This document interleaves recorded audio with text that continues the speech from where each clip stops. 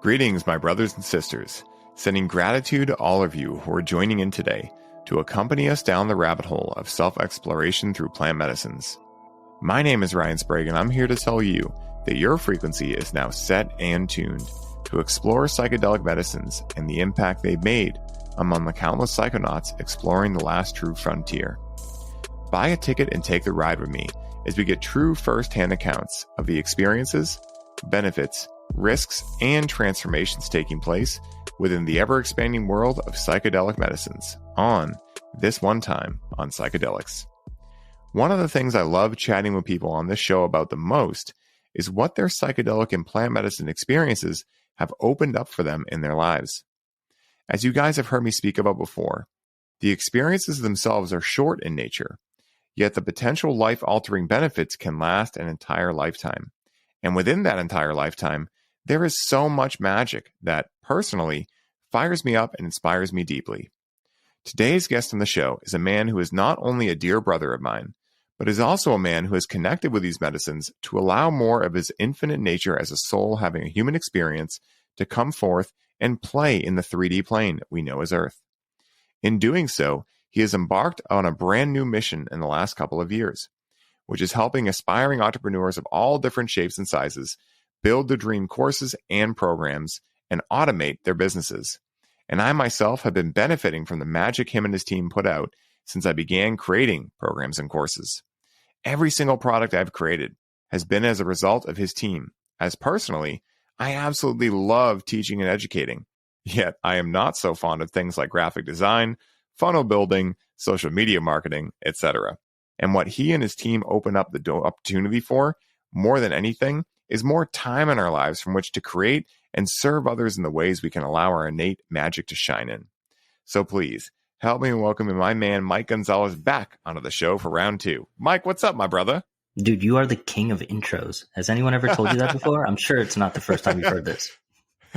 Dude, you know, it's funny, man. I learned it from Tom Bilyeu. I learned real fast that, like, if you give someone a gangster intro, it just starts it off on such a fun note, you know? And also, like, I know from going through Jason's stuff and also going through your stuff too, like, there's nothing better than hearing someone else who knows you capture you in a way that makes you smile and like, whoa, they get me, you know? So I take great pride in it, man. So thank you. I'm glad you enjoyed it. Yeah, man, being seen is really powerful, right? When someone sees you and they nail like who you are at your core and the essence of you, that can be really powerful. And it's also one of the best ways to build rapport and to build a foundation for a strong relationship. Absolutely, man. You know, and it's really cool because, you know, you and I have gotten the unique opportunity to work together for so long now, and we're close together. And, you know, I got to meet you right before you had taken this plunge into what is now Freedom Builderz. I actually forgot to put the name in there, guys. It's Freedom Builderz. I didn't put it in the intro. Just remember that. But it was funny because when we met, you were going through it, right? Like, you were starting to realize there's something not adding up here. I want to make a change. I was still kind of in la la land of like, oh, I could travel all the time and my business will just start working at a certain point, you know? So, you know, we were at a very interesting point. Of course, like I said in the intro, like, you know, I know we got to do some medicines together, and those medicines, I imagine, opened up some stuff for you, because it was about 8 months after that I didn't hear a peep from Mike Gonzalez, and all of a sudden Freedom Builderz is a thing, right? So you spent some time building, bro, and like, you know, not just building, but also I imagine diving into some shadow work, identity work, things like that. So I'd love if you could kind of explain like what the process was of creating Freedom Builderz, and I imagine there was some influence from some sort of medicine, what that influence might have been, what was shown to you, you know, what truth you accepted when you were on medicine, something like that. Yeah, I had started diving into plant medicines probably about a year before I met you at that retreat.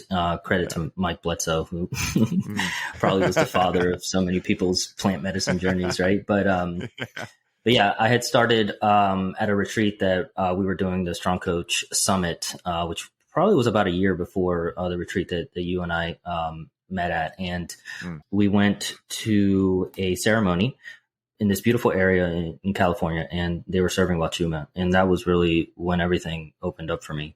And the message I was given, and it was so audible, man, it was like, it was magical, right? Was stop turning my playground into a cubicle. Like, you came here to play, man. And all of a sudden you took it to a level of seriousness that is shutting you off from the magic that is the human experience. And that was the big message that I got from Wachuma, right? And being grateful for what you already have and living in the moment and trusting and surrendering, really. And of course, you know, I left that beautiful ceremony with all those downloads and my skull cracked open. And then I went back into the world and I forgot it all. And then, you know, went down a series of different rabbit holes and ended up at the retreat where you and I met, and also interacted with some really dope stuff there, which reinforced the lesson that I had already knew was inherent within me. And then I left that retreat and I forgot it all because I was back in the world again, right? And then it was about 6 months after that that I finally surrendered, like in a big way. And it was to a point where, you know, COVID had hit, and it was like full force, and, you know, things weren't great for me in business and financially. And, you know, it got to a point where I was seriously contemplating, like, do I have to sell some vehicles so I can get food for me and my family? And I remember exactly where I was and exactly who I was talking to and what I was looking at when I said, you know what, I'm going to play. I'm going to surrender.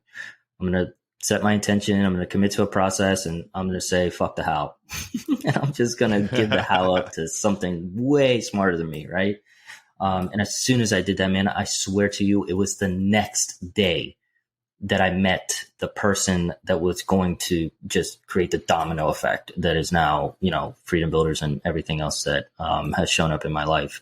And it's been so powerful, man. And there's been so many synchronicities since then. Everything that has shown up, man, has really just dropped in my lap. And I get to be the vessel in which this thing is working through. And I truly believe that, man, because Mike Gonzalez, the human, just could never pull this off. But Mike Gonzalez, being divinely guided, you know, is able to achieve these really cool things, right? And I get to be on the ride and witness all of it and experience all of it, and then support the visionaries and the entrepreneurs and the creators and the coaches and the, you know, educators that we work with, man. And it's a blessing. So, dude, it's so fucking cool, man. You know, I love hearing the story because, you know, there's so many through lines to my own story. And, you know, one of the things I'm curious to ask you, because I imagine I might know what you'll say, but I'm still really curious, is I think a lot of times, at least for me, for a lot of my life, I believed that comfort was the key to a high quality life, right? Like, you know, you grow up, you want the cars, you want the house, you want all that stuff, right? But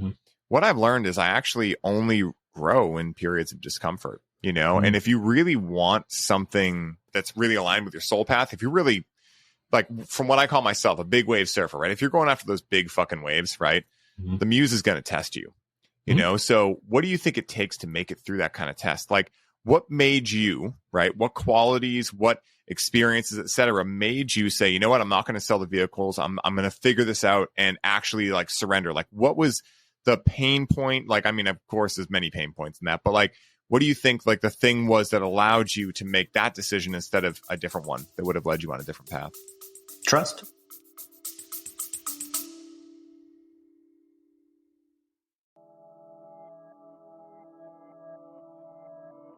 Hey, everybody. I hope you're enjoying the show. I wanted to take a quick moment to let you all know that the doors are officially open for the Conscious Cannabis Collective. And as such, this is the last week you can sign up and receive all of the bonuses we're currently including. This is the last time I will be personally onboarding those of you who sign up with a complimentary one-on-one session, and you'll have the ability to get the Grow with Cannabis course for free during this limited time. For more info on how you can take advantage of this offer, head down to the show notes for this episode and secure your spot today, as we only have so many spots left and they are filling up quickly. Now back to the show.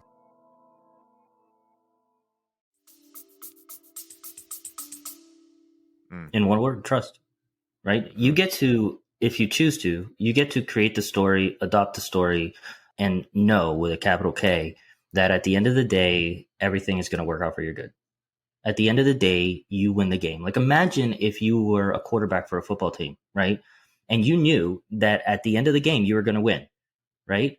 Then would it matter if there were interceptions? Would it matter if there were fumbles, right?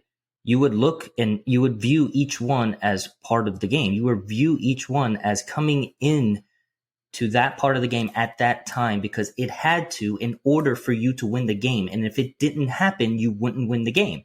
And if you truly navigated through life with that mentality, then you will remove yourself from a state of stress and survival, and you will go into creation, curiosity, and awareness, right? Which will open up your perspective and you'll get a wider view, right? The person with the widest view can make the most educated decision, right? Like 30,000 foot view, they say. Well, imagine if you were up higher than that and you were seeing the entire playing field. It's like being the quarterback versus being the offensive coordinator that's up in the box, seeing the entire field. They can see everything that's being orchestrated and it's about to come, right? So if you put your trust into that, divine source that has the greatest view, and you say, you know what, I'm going to set my intention. This is what I want. I'm going to commit to the path. I'm going to walk towards the path, right? It's like an automatic door. It doesn't open until you walk towards it, right? And if you say, I'm going to give up the how, things are going to form to you, then dude, everything at that point becomes magic, man. I love that, man. I mean, it really sounds like you were running your very own surrender experiment, Totally. from Michael Singer. Like that's one of my favorite books. And that's a big way of what I've been doing too. And, I'd be, remiss if I didn't say that, my mind still is like, what are we doing? But it's just learned at this point, like, well, I've been saying that for, 3 years now. And somehow we've always figured out what we're doing. So, and moreover, who we're being, to be able to do what we do. For human beings, I think that for the most part, especially at least, in America, our minds, our logic is, essentially just all roided out and, just like a stacked upper body. And then our faith is kind of like we skipped leg day, it's like got these chicken legs, for most of us. And so it takes a lot of time to be able to understand how we can trust life and how we can actually flow with it. And I think this is why, at least for me, like spirituality has been such a key pivotal, thing that I've taken into my life, because it allows me to actually understand some of the logic behind this, right? Even though it's kind of beyond logic, but it's really interesting. And I think that, for me, this is also what plant medicines have done really well for me, because if I'm in a very deep mushroom experience and I end up believing that what's going to happen is I'm going to die, right? Well, if I keep believing that, that's not going to end up with any really good outcome. But if I choose to surrender into that, right, maybe I'm safe in my bed, I'm not like actually going to die, right? But I have that thought going through my head. If I can surrender and then come out of that because there was really no other option, and I realize, oh, wow, so my mind can literally convince me I'm going to die, when in reality, I was not going to die. If you start having those experiences, regardless of what it is, right? You get fired from a job, you go home, my life's over, and then your life's not over, right? Anytime we can have these experiences, I think it strengthens that muscle of trust. And I think that faith is trust built over time. So it's really cool you bring that up. Yeah, man. I mean, I couldn't agree more with that. The surrender has been you nailed it. It's been a really powerful part of my process. And it's allowed me to receive all of these really dope things that have come into my world that otherwise wouldn't have come, because I would have tried to control the situation, right? When you try to control the situation, man, in my personal experience, that's when things get really weird, right? Because the divine is back there saying, yo, I've got something really cool for you, like something amazing for you. But, but you want to, okay, you think you got it? Awesome. Well, sorry, I had this really cool thing, but since you know it, do your thing, man, And that's when things can get, they can get challenging, because most of us have to learn by getting hit with the 2x4 over the head. For sure, man. That is 100% accurate. I mean, at least for me, I've noticed one of my patterns is mental rigidity. What great medicine psychedelics can be to smash that real quick. Now, fortunately, unfortunately, it wasn't enough for me to smash it a couple times with psychedelics, or, maybe more than a couple times, but I've really started realizing in the integration process, like, whoa, that mental rigidity, it can be such a great superpower, but also it's like, is buckshotting it the right way to do it? And for me, I've realized, like, no, it's not really the most useful way to use that potential power, and I'm curious for you, like, there's been many things that psychedelics and plant medicines have opened up for you, right? And you're not a typical user of these types of medicines the same way I am at this point, right? Like, I'm not doing these every weekend, but these things have had profound impacts in my life, right? And so I'm a collection of all the experiences I've ever had, just the same way you are, just the same way everyone listening to this is.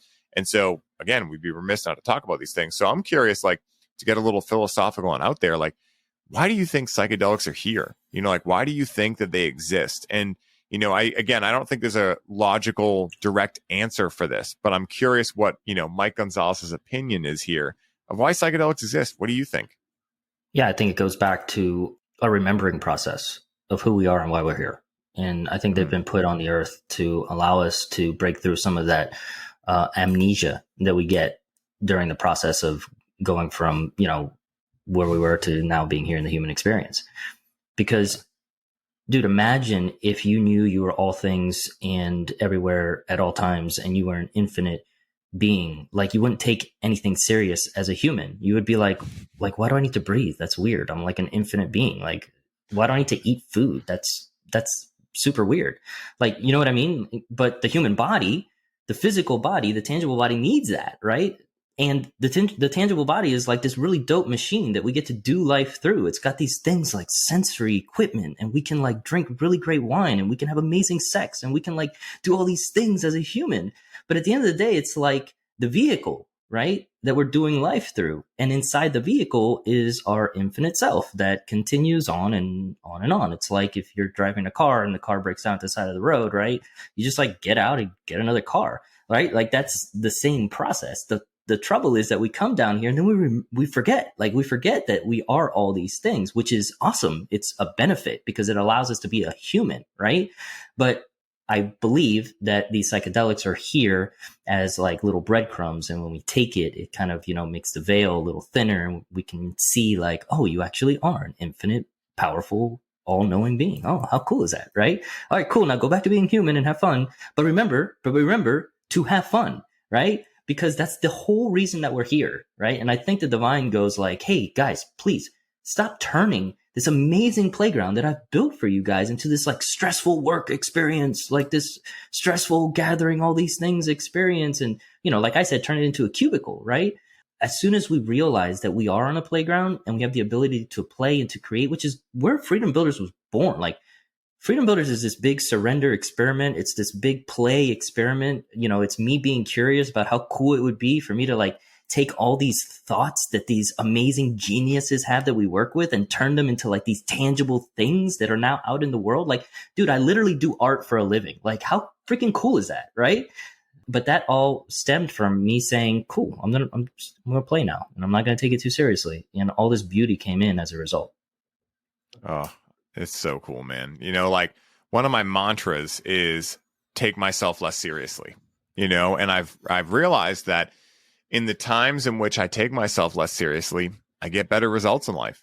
So What I've noticed is that like, it's one thing to hear those things, right? And, I imagine everyone listening would be like, oh God, I'd love to be less serious, but if they're in that mode, it can sometimes be challenging. But it all starts with just telling yourself, okay, I'm going to take myself less seriously for, let's say, 1 minute, 1 hour, 1 day, right?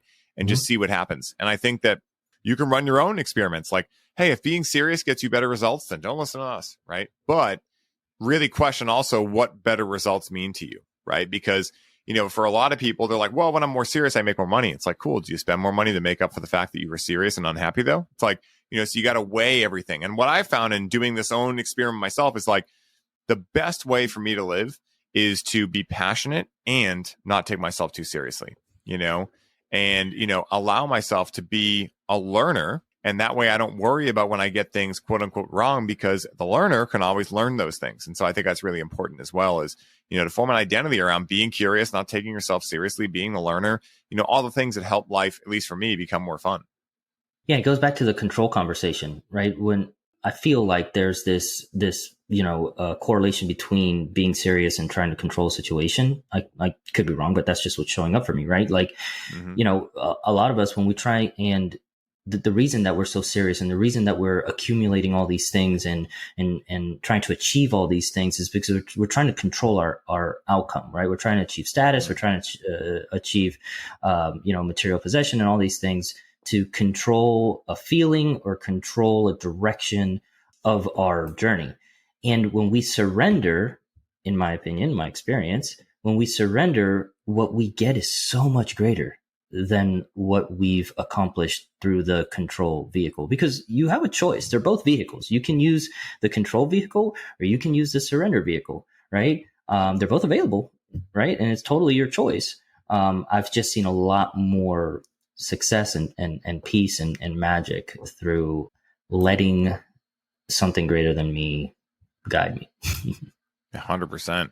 I agree completely. And, you know, you're talking about this ability to be able to surrender into things, right? And a problem that I faced in my own life that I see a lot of people facing just overall, like as a pattern, is polarity switching, right? So like, let's say they're in full control, right? And they're like, this idea of surrender sounds great.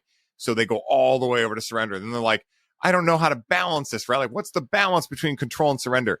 How do you find balance, Mike Gonzalez, right? Like, how does someone know if like it's the right time to surrender versus like, kind of like the Quaker quote goes, right? Pray and move your feet. So how do we find a balance between praying and moving our feet, like surrendering and knowing when to go? Yeah, it's the mentality of neutrality. The law of rhythm says if you swing one way and you take it all the way there, as soon as you let go of that pendulum, it's going to swing back all the way in the other direction. So what I would encourage anyone that wants to take on any kind of surrender experiment or step into what that may look like is to take it slow. You don't have to surrender every aspect of your life, but give control over and trust, some small things first, and then gather the evidence that it's working, create that positive feedback loop. And then you'll see there's overwhelming evidence that this thing is very powerful and it works. So yeah, that's what I would encourage anyone that wants to try it out to do. No, I love that, man, because I think that's like again, like especially if someone is used to controlling things, they're like, all right, now let me do the surrender, right? It's like a paradox, because you don't do surrender, right? Like you allow surrender. Surrender is the process of allowing. And I think like, what were you going to say? You can go. I was going to say, but just to stay on the surrender topic for 1 second, I was going to say, like, we're surrendering all the time, by the way. Like right now, the building that we're both in, we're surrendering to the architect and the builder of that building that doesn't like fall on our heads, right? Every time we get in a car, we're surrendering to the person that built that car. That's not just going to like do some crazy thing. A bus, a plane. We're literally surrendering all the time. The crazy thing is that most of us are surrendering to things that are built by human beings. And then when it comes to surrendering to the divine, like the thing that like created everything, right? Which is inherently inside of you and you at the same time, like surrendering to that, that's when we're like, no, dude, like I can't do that. No, I can't do that. By the way, you did it for 9 months while you were inside the womb. Like the thing just like took care of you. It was just like good, right? Like at no point in time did your mom sit down and say, oh, everyone stop. Like I got to build a kidney right now, right? Like it doesn't happen. Like it's just happens, right? Through that divine intelligence. So that's what I would say to that, just to put a pin in the whole surrender thing. Well, I mean, dude, because food analogies always come to me. It's kind of like you could say like, don't be a grill, be a crock pot, because again, like a grill, you got to kind of be there and attentive to it, right? But a crock pot, you just set that shit and forget it, Mm-hmm. You come back 4 hours later and you got chili, dude, And chili's awesome.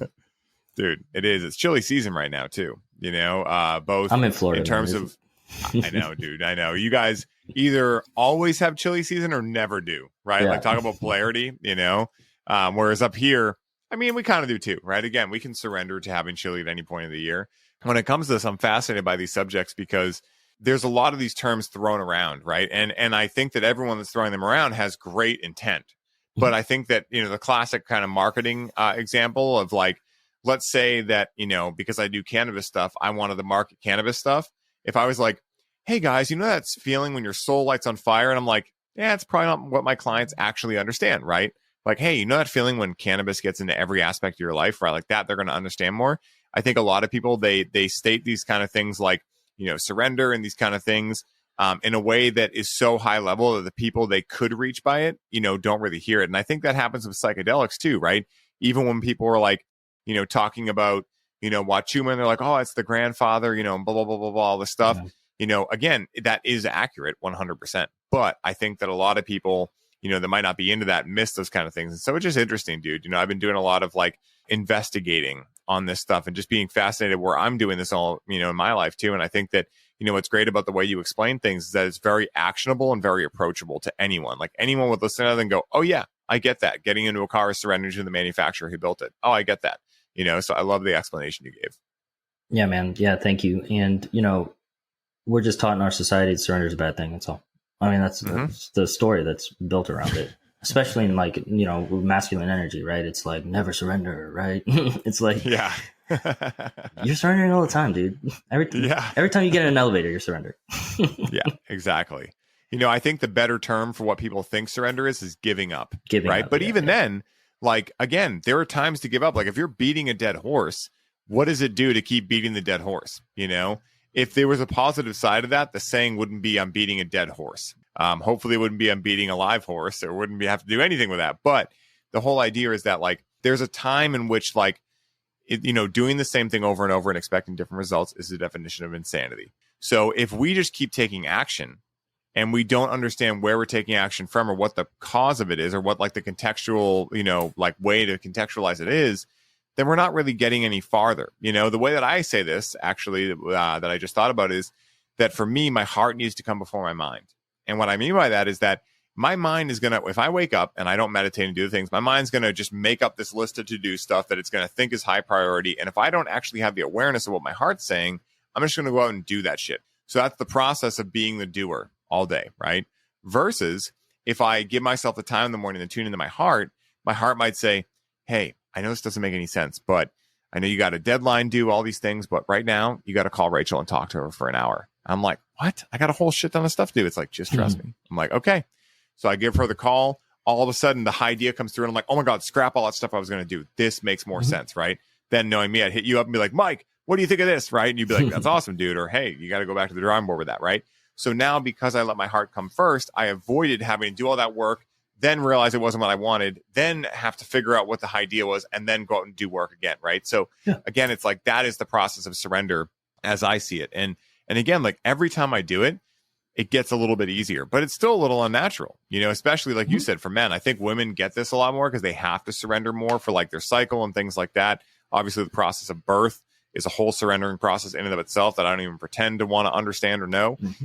But that being said, like for men, like it's again, never give up, never surrender, right? So like, binary language acknowledged, first of all. But I think for a lot of men, they just think that surrender is some form of weakness, when in reality, it's actually action without being equals weakness, because then you're just a buckshot fighting your energy off. And then by the end of the night, you don't have any energy left to have a family, to actually leave your mark on the world, to support people, to hold space, to do any of the things that true divine masculinity encompasses.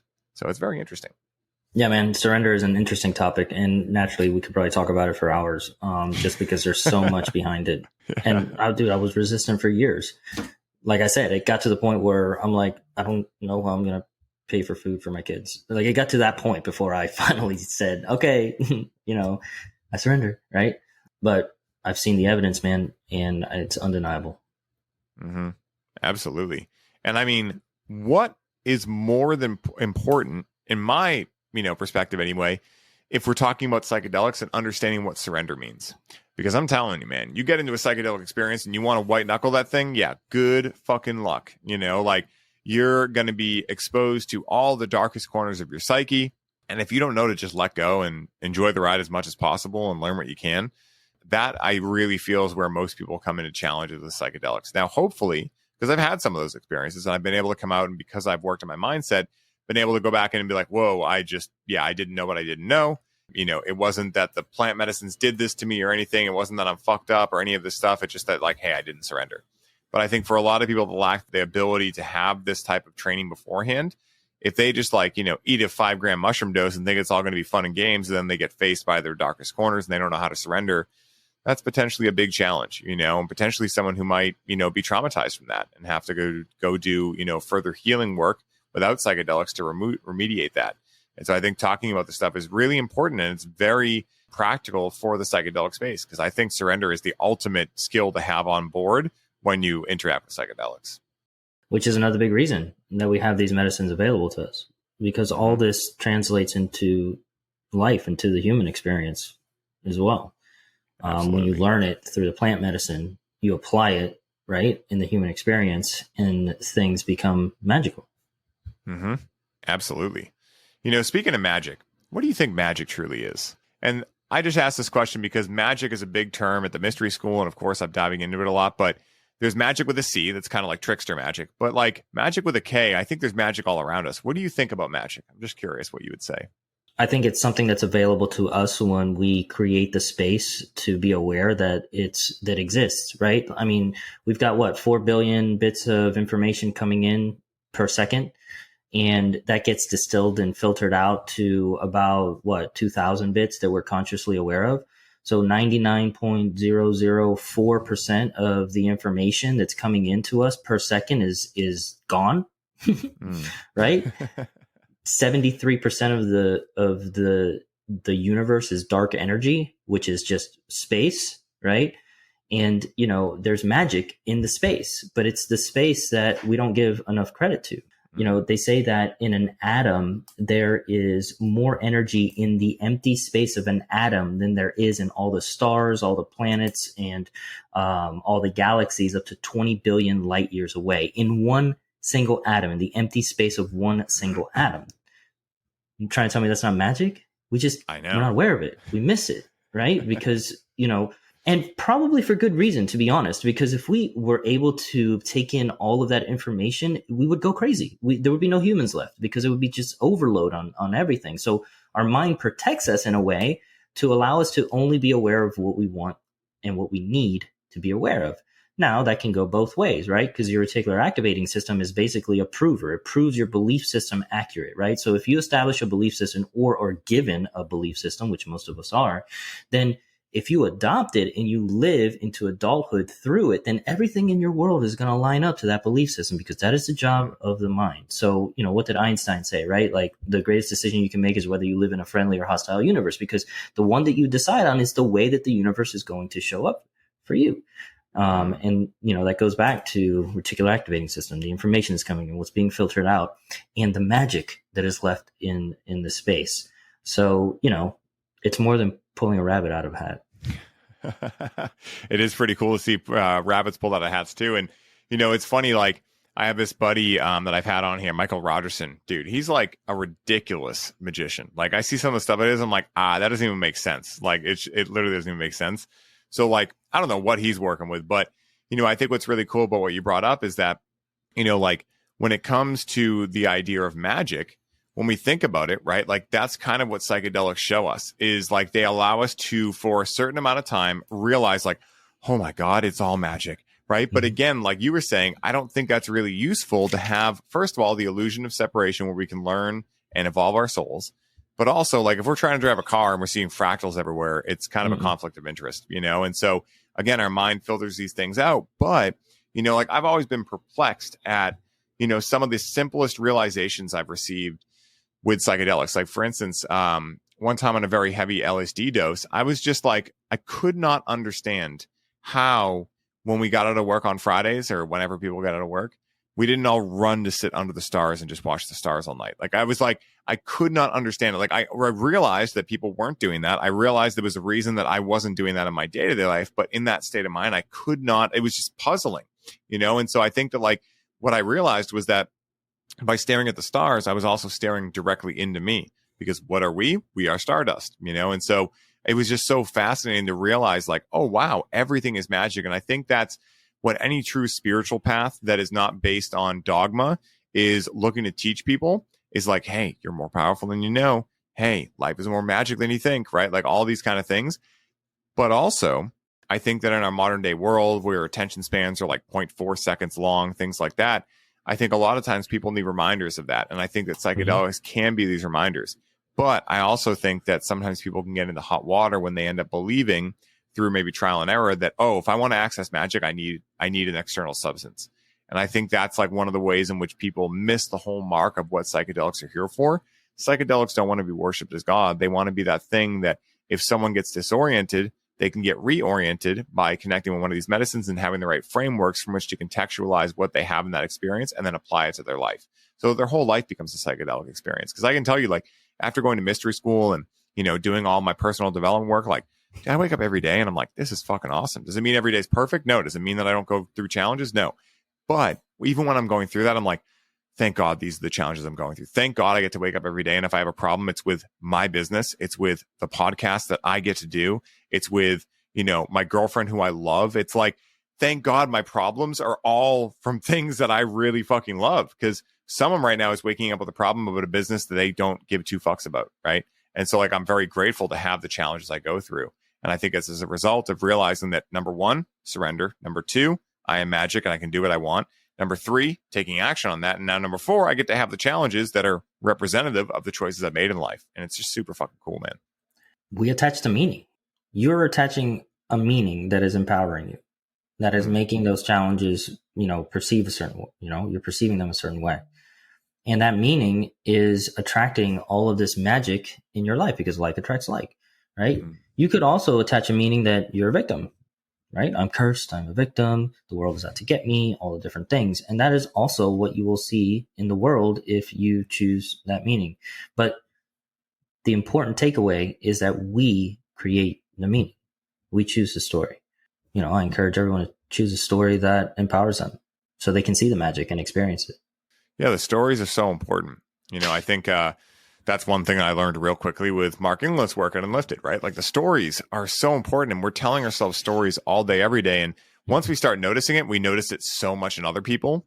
And, it's very humbling too, because when I notice it in someone else that's telling themselves a disempowering story, I also must recognize that the only reason I can see that is because I've done that in my own life, because again, like Paul Chek says, if you spot it, you got it, and that's one of the greatest teachers too. Like whatever triggers you is actually an invitation to look within.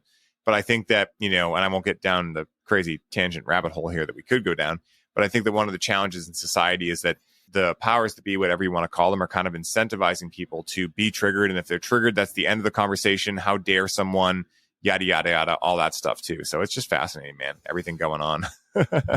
Yeah, man. A trigger is a part of you that's asking for attention, and it's being illuminated by whatever scenario or person has just poked that thing inside of you. And the reason that you get upset is because you know that the thing is still there, and there's likely some shame and guilt around it, which doesn't feel good. And every time the thing is poked, it elicits that shame and guilt, and you're like, oh shit, there's that thing again. It's still there. I haven't addressed it. And there you go. Now you're triggered. Yeah. They call it triggers, not creations, right? Like no one created that in you. You already had it. And that's why it frustrated you so much, because again, I forget who said this, but one of my favorite quotes is the greatest source of suffering are the lies we tell ourselves, And so like, this is 100% accurate. I mean, even being, who I am and going through a lot of different self-development work and training camp for the soul, all this stuff that I've had to admit some hard truths to myself through. Nothing has hit me harder than going through Kabbalah at the mystery school, where like the entire program is, about you telling yourself the truth. And you're also going through these stages of development where you're entering different levels of consciousness. So whether you want to see it or not, you're going to see it, right? And the only option, if you don't want to suffer, is to just accept it. So it's almost like, it's kind of like if you're a little kid and you're at the dentist and like the only way you're going to get out of there is to have the dentist work on you and just get what he needs to get done, or she needs to get done, right?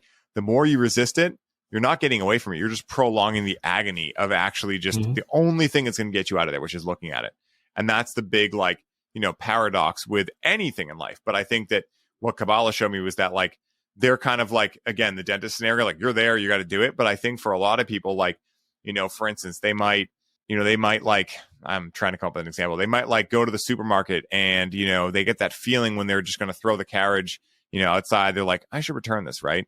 The more that you like avoid those things and don't do them, even though like the best version of me would return this cart, right? That's a silly one, but like even things like that, right? Like the more that you choose things that are out of alignment with what that softer voice in you is saying, the more you're going to suffer. Like in that example, you just know you got to return the cart, or you're going to be a little bit awkward with yourself. You might not hate yourself or beat yourself up, but there's going to be this little feeling of like tension, very similar to having hard conversations, or very similar to, even the plant medicine space, like if you're someone who, Hamilton Souther talks about this, if you have a plant medicine experience that is really challenging and maybe you run from it, right? And you just fucking white knuckle and, try to thug it out the entire time.